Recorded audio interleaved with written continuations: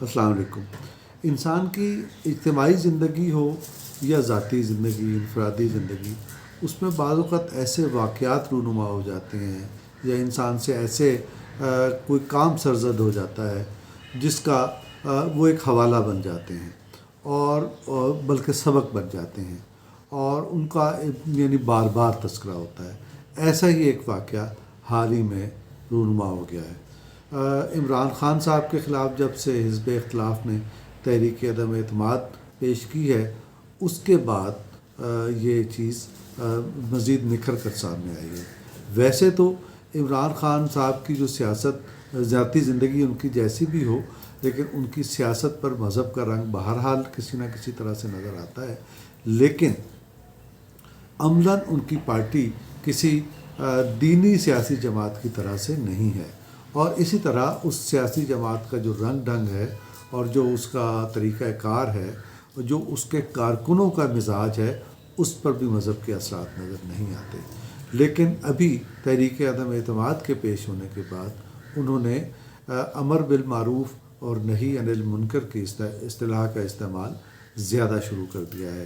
اس سلسلے میں انہوں نے خود کو معروف قرار دیا ہے۔ معروف سے مراد نیکی، امر بالمعروف نیکی کا حکم دو، نیکی کا حکم دینے والا قرار دیا ہے، اور نہی عن المنکر انہوں نے حزب اختلاف کو اور اپنا ساتھ چھوڑ کر جانے والے ان ارکان کو جن کو دوسری جماعتوں سے لے کر تحریک انصاف میں شامل کرایا گیا تھا، ان کے لیے بدی کا لفظ استعمال کیا ہے، یعنی منکر۔ اسی طرح سے حزب اختلاف کے لیے بھی انہوں نے منکر کے الفاظ استعمال کیے ہیں۔ یہ جو واقعہ ہے، اس سے یہ صاف نظر آ رہا ہے کہ وہ اس اپنے سیاسی بحران جو ہے اور سیاسی تنہائی کا جو ان کو مسئلہ درپیش ہے، اس مسئلے کے نمٹنے کے لیے وہ مذہب کا سہارا لے رہے ہیں۔ پاکستان کی تاریخ میں سیاسی عمل کے دوران مذہب کا سہارا لینے کی روایت پرانی ہے، لیکن یہ عمومی طور پر دو طرح سے مذہب کو استعمال کیا گیا ہے۔ ایک وہ سیاسی جماعتیں جو بنیادی طور پر ہی دینی جماعتیں ہیں، جیسے جماعت اسلامی، جیسے جمعیت علماء اسلام، جمعیت علماء پاکستان، جمعیت اہل حدیث، اس طرح کی جماعتیں۔ میں ان جماعتوں کا ذکر نہیں کر رہا جو فرقہ وارانہ تعصب کی بنیاد پر تشدد سے کام دیتی ہیں، ہم ان کو سیاسی جماعتیں تسلیم نہیں کرتے۔ تو ان سیاسی جماعتوں کا بنیادی ایجنڈا اور بنیادی دعوت ہی مذہب پر تھی، اور جماعت اسلامی کی تو جو بنیادی نصب العین تھا اور جو اس کی دعوت تھی جس پر وہ لوگوں کو بلاتے تھے، وہ یہی نعرہ تھا، امر بالمعروف و نہی عن المنکر، جس کو اردو میں کہا جاتا ہے کہ نیکی کا حکم دو اور برائی سے روک دو۔ پھر اس کی تشریح میں وہ اس حدیث کا ذکر کیا جاتا ہے کہ جب تم کسی برائی کو دیکھو تو ایمان کا اعلیٰ درجہ یہ ہے کہ اس کو ہاتھ سے روک دو، دوسرا درجہ یہ ہے کہ زبان سے اس کو برا کہو، اس کی مذمت کرو، اور جو کم ترین درجہ ہے ایمان کا کہ یہ کہ دل میں اسے برا جانو۔ تو یہ ایک ہمارے ہاں کانسیپٹ موجود ہے، اور اسی کانسیپٹ پر جماعت اسلامی نے اپنی دعوت اور اپنی تنظیم منظم کی۔ یہ اسی طرح سے آلموسٹ باقی دینی جماعتیں بھی اپنے اپنے مزاج کے ساتھ اسی مزاج پر ہیں، لیکن جو سیکولر سیاسی جماعتیں ہیں، جیسے پاکستان پیپلز پارٹی ہے، جیسے پاکستان مسلم لیگ ہے، یا اس طرح کی دیگر جو جماعتیں ہیں، ان جماعتوں نے کبھی اس طرح سے مذہب کا سہارا نہیں لیا۔ لیکن ایک ہماری تاریخ میں ایک مثال ایسی ملتی ہے جس میں مذہب کا سہارا لیا گیا، یہ 1977 میں ہوا۔ 1977 میں جو انتخابات ہوئے وہ متنازع ہو گئے، اور پاکستان قومی اتحاد نے الزام عائد کیا کہ اس میں بدترین دھاندلی کی گئی ہے۔ اس کے خلاف تحریک شروع ہو گئی، اور جو کہا یہ جاتا ہے کہ یہ تحریک از خود عوام سڑکوں پر نکل آئے تھے، اور پاکستان قومی اتحاد کو عوام کو فالو کرنا پڑا تھا۔ تو یہ تحریک اس طرح کی، اس مزاج کی تھی۔ اس تحریک کو رفتہ رفتہ شروع میں جو اشتہارات چھپے پاکستان قومی اتحاد کی طرف سے اخبارات نے، ان اشتہارات میں اس تحریک کو تحریک قرآن و سنت قرار دیا گیا۔ بعد میں یہ اس کا نام تحریک نظام مصطفیٰ ہو گیا، تو نظام مصطفیٰ جمعیت علماء پاکستان کا نعرہ تھا جو مقبولیت اختیار کر گیا، اور دھاندلی کے انتخابی دھاندلی کے خلاف تحریک کا عنوان ہی یہ بن گیا، اور اس سے یہ محسوس ہوا کہ یہ ایک سیاسی تحریک کا رخ بدل گیا ہے، اور اس سے جو اس وقت سٹنگ گورنمنٹ تھی یعنی ذوالفقار علی بھٹو صاحب کی حکومت، وہ پریشان ہو گئی اور اس کی سمجھ میں نہیں آیا کہ وہ اس سے نمٹنے کے لیے کیا ہے، کیونکہ مذہب سے کیسے وہ مقابلہ کریں۔ تو یہ اس کا چیلنج تھا۔ اس مرحلے پر جو ان کے وفاقی وزیر مذہبی امور تھے مولانا کوثر نیازی صاحب، مولانا کوثر نیازی صاحب نے بھٹو صاحب کو مشورہ دیا کہ ایک کام کرتے ہیں کہ ہم بعض شرعی قوانین کا نفاذ کر دیتے ہیں۔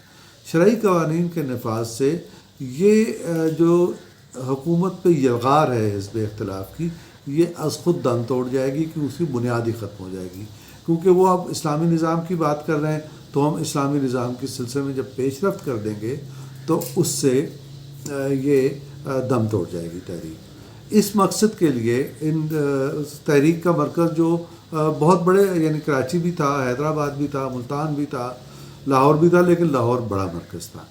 تو اس مقصد کے لیے بھٹو صاحب جو ہیں وہ لاہور تشریف لائے، اور گورنر ہاؤس میں بیٹھ کے انہوں نے اعلانات کیے۔ ان کا اعلان کیا تھا؟ انہوں نے کہا کہ آج سے پاکستان میں شراب پر پابندی۔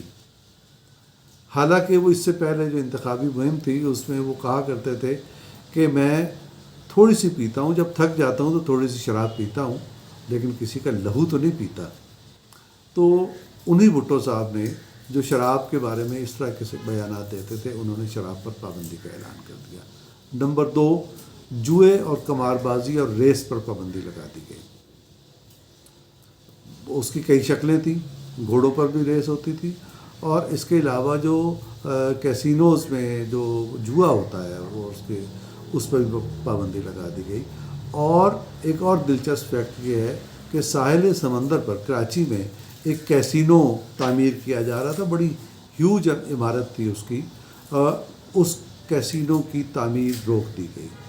وہ برسوں تک کھنڈر کی صورت میں وہاں وہ عمارت پڑی رہی، بالآخر وہاں ایک بہت بڑا مال بنا دیا گیا جو بڑا فیشنیبل مال ہے اس وقت کراچی میں۔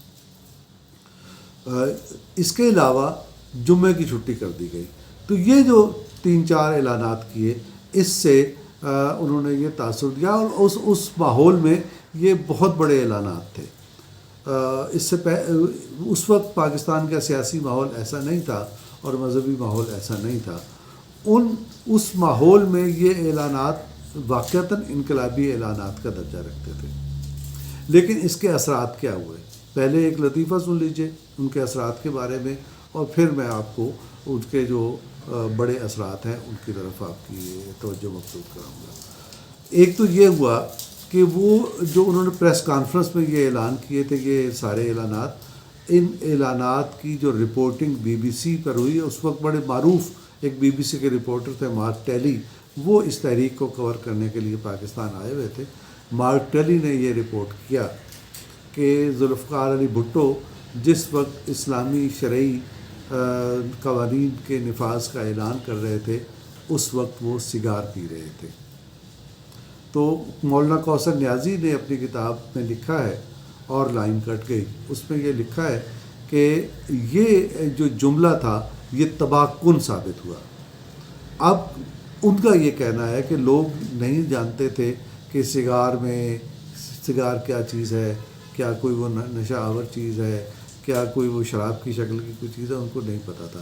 لہٰذا اس جملے نے وہ جتنے اعلانات کیے تھے بھٹو صاحب نے، وہ سارے کے سارے نیگیٹو چلے گئے، اور اس کا کوئی اثر ان کو نہیں ہوا۔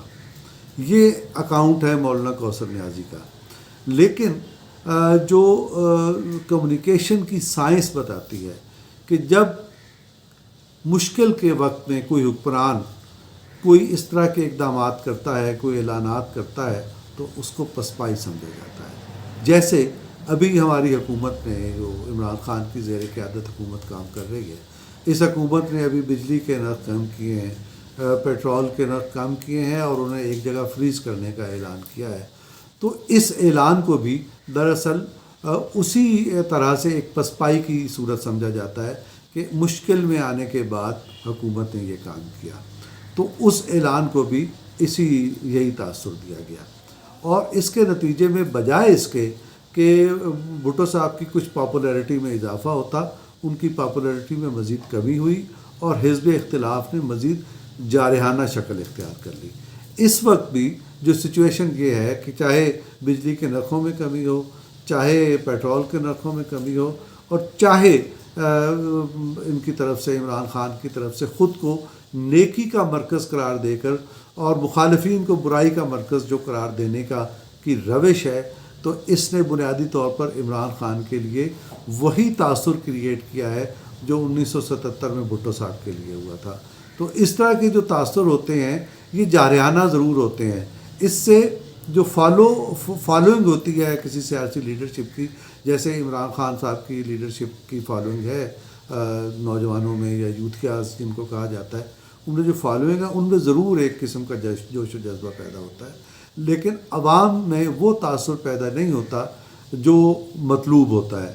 تو لہٰذا یہ ایک ناکام کوشش ہوتی ہے، اور ایسا لگتا ہے کہ عمران خان نے بھی اس وقت خود کو نیکی کا محور اور مخالفین کو جو بدی کا محور قرار دینے کی کوشش کی ہے، یہ بھی ایسی ہی ایک ڈیسپریٹ کوشش ہے جس کے مطلوبہ نتائج نہیں برآمد ہوں گے، بلکہ اس سے عمران خان کو نقصان ہوگا۔ خدا حافظ۔